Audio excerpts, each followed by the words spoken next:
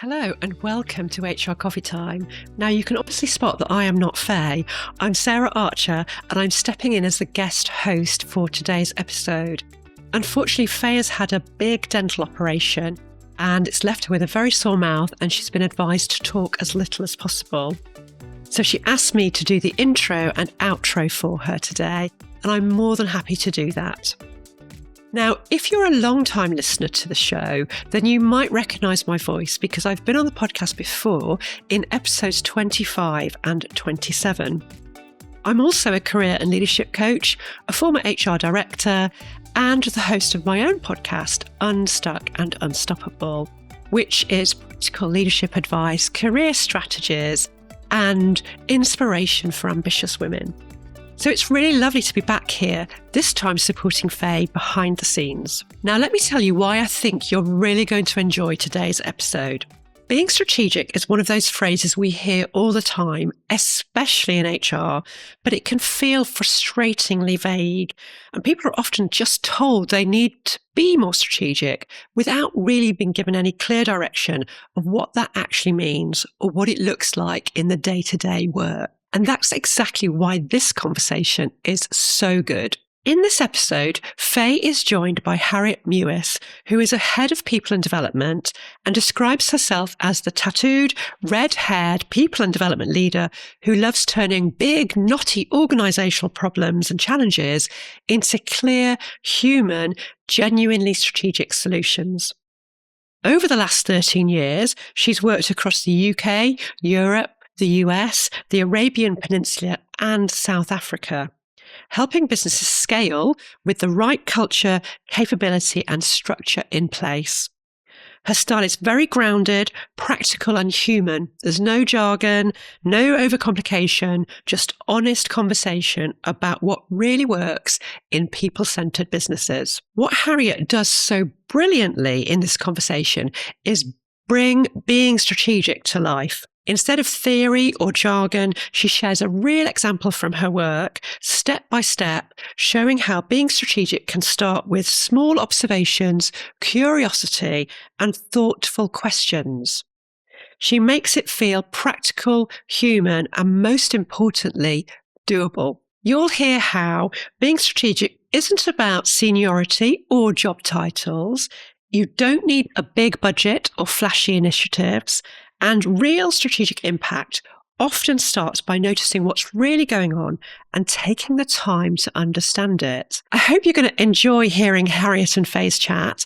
I'll now hand over to them for the main part of the episode, and I'll be back with you at the end. Welcome to the show, Harriet. I am so excited to have you joining us today. Oh, it's great to be here. Thank you so much for inviting me to be part of this. This is so exciting. Oh, you're really welcome. I can't tell you how thrilled I am that you agreed to do this interview, because for everyone listening, just to explain, I ran a workshop about being strategic in London earlier on this year, and I asked the room, which was filled with fabulous HR professionals, if anyone would be happy to share an example of what being strategic actually meant to them, what they had done at work that was an example of being strategic. And Harriet very bravely and kindly put her hand up in the room of everyone and shared just the most amazing example. There was just this massive light bulb moment in the room for so many people that after I heard her give that incredible example, I asked her if she would come on the show. So it's just wonderful that you're going to be sharing it with everyone today. So I better stop saying thank you. I could just say thank you nonstop at the beginning. Instead, I'll move on to the very first question, which is, before I ask you to share what that example was, can you just quickly explain, what does being strategic actually mean to you? Sure. So it's a bit of a mindset shift, really. It's not about job level, seniority. It's not about sort of how far you've got in your career and you've learned all these different skills, or you've read this book on exactly how to do X, Y, Z. It's actually the moment that you step back from a task in front of you, you look at the bigger picture and you think, why does a decision matter? Who's it going to impact? What are any risks could be associated with this? And what could happen next?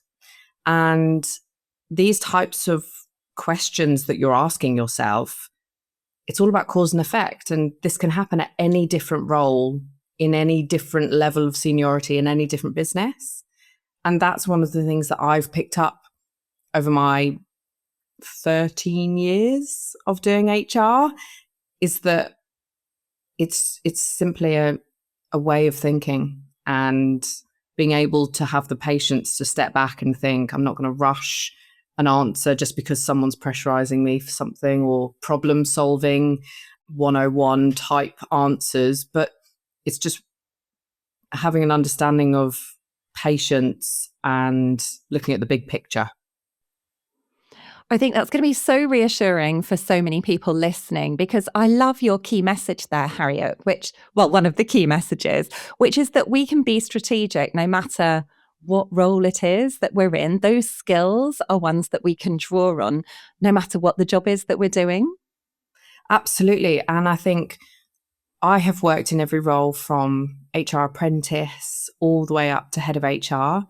And one of the things I've found, and especially when you look back on your career and think, I wish I had done something differently, actually, I've learned different ways of working within different industries. I've been fortunate enough to work in a vast array of industries. But what it's really meant is that I've been able to understand how a business works, how senior leaders like to work. And it's not just about explaining to them how I like to work, but it's taking the time to get to know what suits the business, what suits you as an individual, what suits your key stakeholders. And then you ask the questions, everything from simple questions to really quite probing questions. And that's how you can really understand your strategic impact. Well, after this build up where we've dived into what being strategic is, and you very kindly explained that you can do it at any level, I think we've got to put everyone out of the suspense. And I have to ask you, can you please share with us, what is the example that you brought to that workshop of when you've been strategic in the past? I was working in a business that specializes in automation, and we had a very large production hall. And what may seem like a small issue to some, I started to pick up that there's a pattern, and employees would sit in their cars outside the building in our car park, and they would wait until 1 minute before their official working hours. And then when the clock ticked 4 p.m., they would run out of the building and run to their cars, and they would be gone. And then the next day, even if they turned up 45 minutes before they were due to start, they'd sit in their cars for 45 minutes. We, as a business, had been trying to understand why engagement figures were low. I had just recently joined. And for me, I was still getting to know how the business worked. I was building up relationships with key stakeholders, my managing director, my head of operations. And one of the sort of problems that they raised was that we had an engagement issue. And I think what they thought was this small issue of people sitting in their cars and people not talking to each other and always raising concerns and projects not being completed on time, they thought was a problem, whereas actually it was the symptom of a much larger problem within the business. But for me, it started with the basics. I spoke to people. I got to know what their day-to-day work was like. And I spent time in the production hall, spent time not only with the production manager, but also with the engineers, with our goods in, goods out team, with our stockroom and with our stockroom specialists. And you just get to understand how everyone works, what the problems are for each different department. And then you realize there's a pattern forming. And they've got certain issues with regards to the exchanging of the work from one hall to the next, which is the second stage of a project. And you look at workloads, you look at leadership behaviours, you look at processes, you look at the environment that they're working in.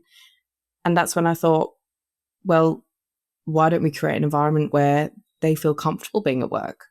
And it's small things that can be changed immediately, such as bringing in breakfast and allowing our employees to have breakfast in the office without the requirement for them to officially start work, but let's build up the relationships within the team. Let's bring in very cheap breakfast utensils and some food and some drink for them to make it feel a lot more of a comfortable environment. All of a sudden, those that used to sit in their car, they started to come into the office. And I used to bring in donuts for the team. I'd bring them to the production manager, sat down with him and had a long conversation about ways that we could impact the behaviour, impact the attitude, impact everything from the relationship building side between him and his team, but also them and each other. And small little things such as donuts managed to slowly start building relationships. Having the production manager leave his door open all day allowed an open door policy, which meant that people felt comfortable to speak to him if there were any issues. And then one of the larger initiatives that we brought in, still not more complex, but a larger initiative than donuts, was looking at the Lean Six Sigma practices. And this allowed us to identify waste, review the processes, have an opportunity to visualize what the problems are.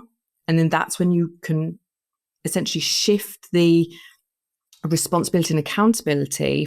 This isn't just an HR initiative. This is actually a shared problem that we all have as a team, because we're all there identifying it. We're working together to identify those problems. And then we work together as a team to come up with the solutions. And for me, understanding that a problem isn't a problem, it's a symptom, from a small little issue of someone sitting in a car waiting 30 minutes before the office opened just to then turn up straight for work and leave immediately afterwards. You don't need to do the big flashy things to make an impact. And that's one of the things that I thought, well, let's start with the small, easy wins, as others call it. We don't need anything flashy for now. And then once we've got the environment and the culture where we need it to be, even on a short-term scale, we can then look at something a little bit bigger. And we can look at Lean Six Sigma. I don't need anything. I don't need a large expense account to bring in a brand new platform. I don't need to spend a lot of money bringing in this new initiative. It's just a way of identifying our problems, coming up with the solutions, but working as a team to do it. And that's one of my proudest moments of working within a team and working within a group of people that I had never worked in that environment before. And now I'm not an expert in automation units. I'll be honest, definitely not an expert in the automation world, but I have an understanding of what they do on a day-to-day basis. I have an understanding of where their pain points are. And I just sat and got to know them and listened to them and asked simple questions like, how does that work? And how does that machine work? And what do you do if this goes wrong? And that's what's helped me to build up the relationships with my colleagues and help them to identify the problems. Oh, it's so fantastic to hear you share that story again, Harriet. Thank you for sharing it with us all, because, well, I think it helps show just how doable being strategic actually is, and that it doesn't have to be this really complicated, daunting thing that you need to have gone and done an MBA to feel confident doing, and that you can have a huge impact. I also really like the emphasis that you put on the fact that this isn't just an HR initiative. In fact, actually, it's something that you work on with the business collectively, and the whole business feels bought into. I have so many more questions I'd like to ask you about this, but I suppose the first one I should ask is, what were the results? What was the impact of you making all these changes? So for me, I wanted to build an environment where employees felt comfortable to come into work, felt that the leadership were hearing their feedback, that they all had an understanding of what their responsibilities, what they were accountable for on a day-to-day basis were.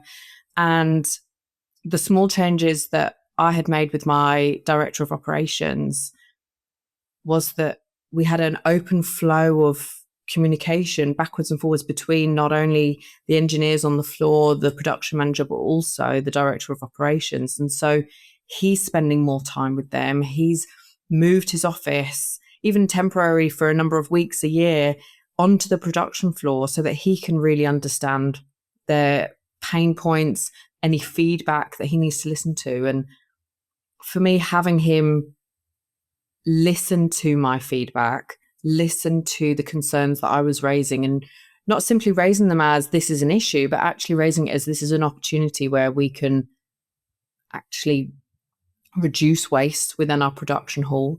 We can not focus too much on where we're losing money or if there are delays within the supply chain or other examples that could be given that they could use, which is now when my mind is going blank because I'm thinking of the technical term of whatever their thing is. But I think the big thing for me is hearing small talk on the shop floor, hearing colleagues get together over breakfast, seeing them work together to identify problems, but not only that, actually see the solutions. We ended up changing a supplier for a number of different items and products that we used, which were causing a delay to the larger production scale. And all of a sudden, we're then reducing our wait time for our customers on the products that we're making. All of a sudden, we are speeding up the process for our goods in, goods out, stockroom management area. And the employees are asking each other questions rather than sitting in silence with headphones on. Everyone is being a lot more communicative. Everyone is asking each other if they need any assistance because they're quieter today, or they're explaining that they have a problem with something and you've got someone who's trying to help. I think one of the big things for me is that I'm not always there to give the answers that everyone's looking for, but I can be curious and I can ask the questions. I can have small talk. I can walk the floor with someone. I can build up a relationship with someone. And then I'm in a much better place to help them, to support them, to advise them, to help them build an answer, help them come up with any solution that they need. But it's just asking the small questions in the first place that led to a complete change in the workforce environment, which was such a positive for me to see. And I'll be honest, I thought it would take a couple of months and it didn't. These changes they're not necessarily quick changes. But I'd probably say after 3 months, we really saw a shift in the mindset. We had already had the breakfast in place. We had already had the open door policy with the manager. But for the team to really have adapted and understood the way of working with regards to Lean Six Sigma, it took some time for them to understand what the benefit was going to be. But actually, once they realized that I'm not adding anything more to their workload, I'm simply asking them to tick a box on a board to say, this is where my pain point is, or write down the issue that they've got. And then at the end of the week, we would sit down together and say, 9 of you have written down that this is a pain point for you, and it's exactly the same thing. So let's review what we can do to change that. And they'd come up with a solution. I know that so many people listening may not have heard of Lean Six Sigma. I have come across it before a few times. I used to work for an engineering firm and it was used there as well. But I know a lot of people won't have come across it. And I'm certainly no expert in this at all, Harriet. And I know you've been using some of the terminology that is very common within Lean Six Sigma, like waste. So I will have to ask you to explain to everyone what it is. And I think it's an exciting thing for us all to learn about.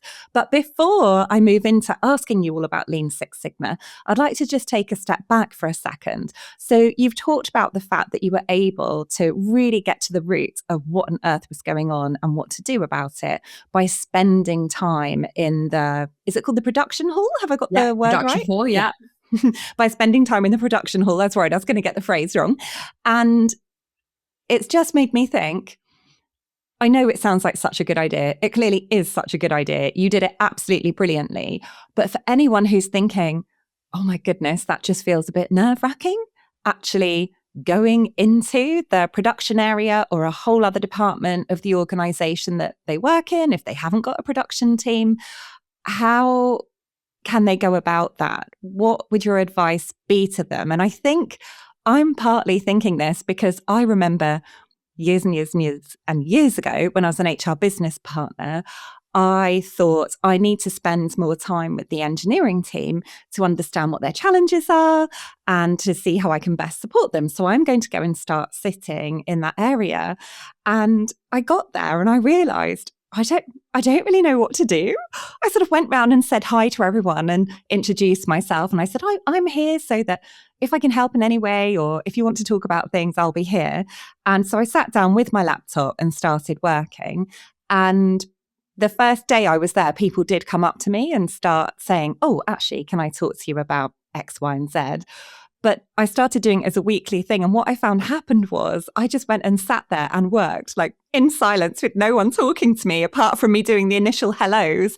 And I thought, I'm really not doing this very effectively. I am not making the most of this. So having been someone with good intentions who's got this really wrong, it would be great to hear from you, someone with good intentions who got it really right. What is your advice to everyone when it comes to leaving the silo of the HR department and actually going and visiting and spending time and sitting with other departments?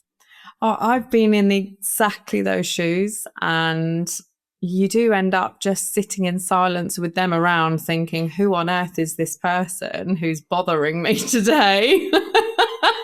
Oh, it's nice to know it's not just me, Harriet, who's done that. And even when I've walked in with like tray of cookies or some sort of cakes and they think, why on earth is HR joining me today? Have I done something wrong? Or am I in trouble? Or they're going to ask if I'm okay. Everyone just say yes. And I've found myself in those situations way too many times. And one of the big things for me, I've worked in the travel industry, education industry, but also construction, manufacturing, automation, builders merchants, electrical wholesalers, very sort of hands-on environments where necessarily someone who comes from an office doesn't understand exactly what we do. And so for me, when I joined these businesses and I said to myself, I'm going to go spend time with them and understand what they do, I at first made the mistake of being the agony aunt and sitting there and people just spewing all the issues that they've got in their head about everyone in the business or the business as a whole or what problems they were having. And I worked out I'm not necessarily adding any value, or I'm actually not getting to know the business very well, listening, doing my HR rounds this way. And so for me, I ended up asking the heads of departments, the leadership team, if I can spend some time with their team. And this is an opportunity for me to be part of their team and to actually do their job with them for the day. So I have spent time with my engineers on the road, and we've been to customer locations and we've been to visit customers, and I have been the apprentice for them on the day and understood what their pain points are, understood what they enjoy about their job. Again, it's small talk. It's asking more than just, do you enjoy your job? Where do you see yourself in 5 years' time? But asking them about who they are, what motivates them. If they have a family, then I want them to tell me more about their family, because it helps paint the picture of why they've chosen to be here, why they are still with you, what do they enjoy about it. And by asking them, how does this work and how does this work, whether we're on the road or I'm staring at an HVAC unit and thinking, how on earth does this go into a supermarket? I have to sit there and ask the question, essentially become the apprentice for the day. And it's taken out the pressure of an employee feeling pressured that HR is there, and myself feeling like I'm interfering, because I can get into the thick of it. I can understand what they do. But for me, overcoming nerves about being visible in a business was a really big factor. And the biggest reframe is to think that you're there to get to know your employees, to build the relationships. And you may feel uncomfortable asking if you can spend the day with someone or if you can spend the day with a certain team. But it's all about being uncomfortable. It's all about pushing yourself through the boundaries of what you think is comfortable and what isn't, because at the end of the day, we are here to support employees. We're there to support businesses. We're there to support leadership teams. And the best way of doing that is getting to know all of those stakeholders, understanding what the needs are for the employees, understanding what the needs are for the business, understanding why employees want to stay in their jobs and why you've got people who have been there 20 years and what fantastic stories can they tell you because you're the new HR. But confidence comes through conversations, not before them. And once you've built up the relationships and you've had conversations with people, you'll feel a lot more comfortable moving forward. And you'll find that a lot of people will be a lot more confident and a lot more happier with you around, asking them the difficult questions. It's a lot easier to discuss feedback with employees when you've already got to know them and you're building up that relationship. For leadership teams, it builds trust. And essentially, trust is a really big factor for any senior leader.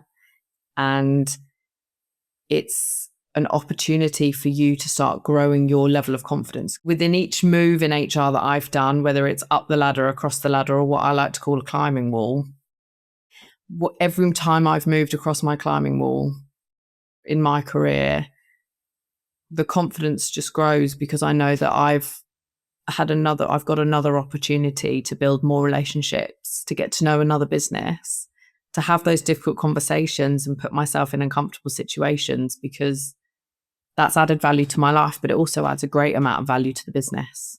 I love this idea of adopting an apprentice mindset when you're going in to work with the different departments. Oh, it's just so helpful to hear those real concrete examples and that real clear advice for everyone. Thank you, Harriet. I know I'm going to keep saying thank you about a million times. So now I need to move us along to talking about Lean Six Sigma. For anyone listening who hasn't come across it before, or for anyone who has come across it like me, but is certainly not an expert in it, could you please just talk us through exactly what it is and what it involves? Yeah, sure. So at its core, it's about reducing waste, improving flow, and making problems visible. And I'm going to just stop you for one sec. What does that mean, waste? Because you've used that word a few times and there'll be lots of people thinking, I don't know what this waste is. Have you got to be working on a production line to have waste? What is waste? So waste can be in any team, in any person's day-to-day work. It could be whether you're wasting time. It could be wasted opportunities. It could be pain points or delays that you find even within your day-to-day work. But the Lean Six Sigma practice actually enables each person or team that are participating in this to really identify the clear patterns. So, for example, you don't have to use it just in a production hall. You don't have to use it in an engineering space. We rolled it out to office-based roles. And for example, finance, our project management team, our sales team, and it allows the teams to come together and raise issues or raise the concerns by actually using visual display boards. They're really powerful because they make the work tangible. And when everyone can see where the work is getting stuck, or we've got an issue with regards to certain ways of working, and it could be simple processes, even in an office-based role, it could be that you're waiting a long time to get something signed off, or you're waiting for other people to get back to you, or you have a project that you need other people's input. It helps to identify each step of each process because it allows you to look at it from start to finish in quite a minutiae detail. And by identifying the problems, by looking at solutions, you can really identify what you would consider waste in your different departments. So from a production point of view, we had issues with supply chain. We had issues with deliveries not arriving on time or having to rely too much on external providers so that we could then meet our deadlines, which essentially all impact our bottom line and when we're looking to send out our products. And so for us, by identifying this, it then allowed us to understand what the issues were, and whether it was looking for new suppliers, whether it was amending a process. Do we really need 8 people involved in a decision-making process? Yes or no? And a lot of the time we found that we're not adding any value by having 8 people take a significant period of time to make a decision, whereas we could have 3 key people who would make the decision, but we have a line of communication that's open between the others, which therefore doesn't allow further delays. It actually speeds up the process. And so for me, we brought in this Lean Six Sigma way of thinking across the business, and we use daily visual management boards. So every day we had a Monday morning meeting and we would talk about what work we've got on today. And if anyone had an issue the night before or had queries with whatever they were working on the day before, they would then make a note on this visual management board. And then at the end of the week, we would come together and review where were the pain points, what did people struggle with, have we got any significant delays that are happening, have we got any issues that we need to raise. And because essentially the different production halls or the different teams within the production halls all had their own board, you bring all of them together and you really understand what the clear picture is here, and that we have an issue that's impacting 3 out of the 4 teams, and that then is impacting their work. And could be the same for finance. If not only if you're waiting for certain invoices to come back, or if we are chasing debt for too long, or if we are paying expenses too late, then all of these notes on these visual management boards will then be collated and picked up, and then they can be reviewed. So we also did the Gemba walks for our leadership team, which not only allowed our managing director, but also other members of the leadership team to once a month go and walk around the different areas in the business, especially our production hall, understand what was on their visual management board, understand what the pain points are for the team on the ground. It's a fantastic way to raise feedback, especially up through leadership teams, and for them to remain close to the end product, because they're spending time within, essentially for us, they're spending time within the production hall. They are continuing to build their relationships with the engineers on the floor, but they're also seeing what the pain points are on the daily visual management boards. They're also understanding what works well and what doesn't. And that can have an impact on what they could do or what they do on a day-to-day basis. So it's a powerful tool which doesn't need to be very complex. And that's one of the reasons why we thought it would be a fantastic opportunity to bring in and use in our working environment. It's so great to have you talk about Lean Six Sigma on the show. I think it is the first time that I've had a guest talk about it. And just from hearing you talk about it makes me realise what a powerful framework and methodology it sounds like it can be for anyone who really wants to be more strategic, understand the organisation they work for more, and get to the root of some of the core challenges. I know when we've spoken before that you've explained to me that you learnt a lot about Lean Six Sigma from a mentor at work. There was an expert in one of the companies that you worked at, but that you've also done a lot of your own research. And I know you're really keen for people to know you have not got to be an expert at this to be able to give it a try. So to encourage anyone who would love to learn more about this, who wants to do a bit of research, I'm going to ask you the question that I ask all my guests who come on the show, which is, have you got a book recommendation or a different resource that you think is going to be really helpful for everyone listening? Yes. So I have been reading the Lean Six Sigma Black Belt Handbook, which is also supporting me through my learning journey with Lean Six Sigma as well. I will be more than happy to share a link to it. It's by Frank Voel, and it's a fantastic book which really identifies the different stages of the way of working for Lean Six Sigma. And it's just a really fascinating book, and it's one which I've loved to challenge myself and think of real life examples throughout my career that I could have done something differently. But it's also helping me to shape the way that I'm working with the current business and future businesses potentially, where I can add value in different ways and bring this experience and this knowledge with me on my journey wherever I'll end up. Oh, it's so good to have that recommendation. Thank you, Harriet. And sadly, we are at the end of our time together today. So I'll end with a final, very heartfelt thank you. It has been brilliant having you on the show. No, it's absolutely my pleasure. I've really enjoyed today. Thank you so much for your time. It's been a pleasure to chat through everything. Oh, I'm so pleased, and you're very, very welcome. So that's it for today's episode of HR Coffee Time. I really hope you enjoyed that conversation. I know I did. And I also hope that hearing Harriet's example has helped make being strategic feel a bit clearer and less intimidating. What really stands out is how practical it all is, noticing what's going on, asking thoughtful questions, and taking small actions that really make a difference. A big thank you to Harriet Mewis for sharing her experience so openly, and to Fay for such a great conversation, recorded before her dental operation. And I really hope she feels better soon. And if you enjoyed this episode, do follow or subscribe so you don't miss future ones.